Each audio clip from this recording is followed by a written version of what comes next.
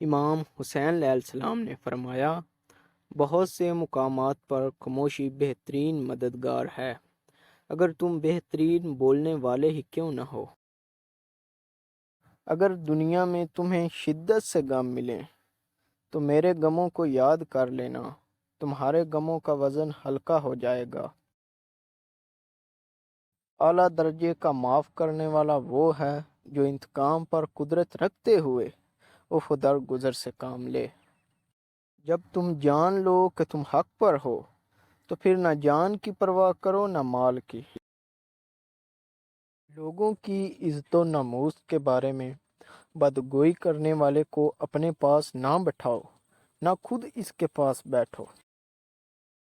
میں موت کو سعادت اور ظالموں کے ساتھ زندگی کو اذیت سمجھتا ہوں۔